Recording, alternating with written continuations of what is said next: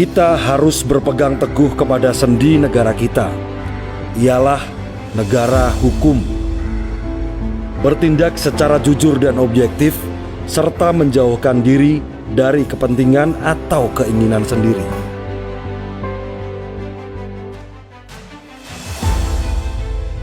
Dikenang sebagai Bapak Kejaksaan, R. Suprapto dikenal sebagai sosok yang memiliki kewibawaan besar, gigih, dan berani dalam mempertahankan hukum dan setiap undang-undang yang berlaku.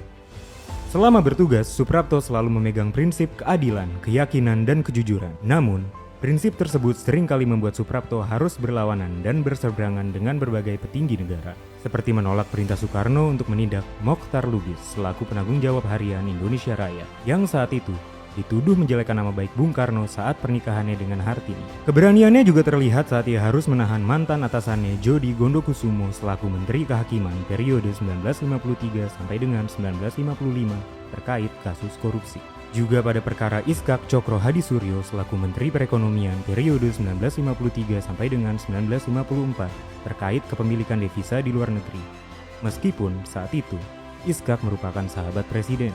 Keberanian dan kegigihan Suprapto paling terlihat ketika seorang jaksa harus menindak sahabat seorang panglima. Mendengar kasus tersebut, sang panglima kemudian mengeluarkan surat perintah untuk menahan jaksa itu.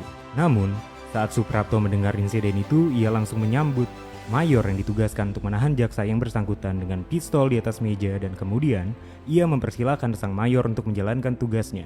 Dengan satu syarat, sang mayor harus melangkahi mayatnya terlebih dahulu.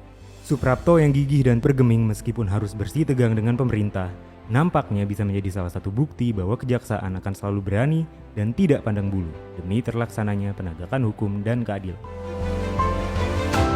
Sosok Sanitiar Burhanuddin sebagai Jaksa Agung Kejaksaan Republik Indonesia saat ini sangat melekat dengan kejaksaan yang tegas, tidak pandang bulu dan manusiawi. Keadilan itu tidak ada di dalam KUHP, tidak ada di dalam KUHP. Keadilan itu adalah ada di dalam kehidupan masyarakat yang berkembang di situ. Dan penuntutan kalian harus berdasarkan pada hati nurani kalian. Terlihat dari pemberantasan mega korupsi serta terobosan restoratif justice yang ditujukan kepada kepentingan dan pemulihan masyarakat luas dan negara. Sebagai terobosan baru, restoratif justice yang dicetuskan oleh Sanitiar Burhanuddin dinilai revolusioner karena bisa mereformasi sistem peradilan pidana yang masih terjebak dengan pendekatan retributif.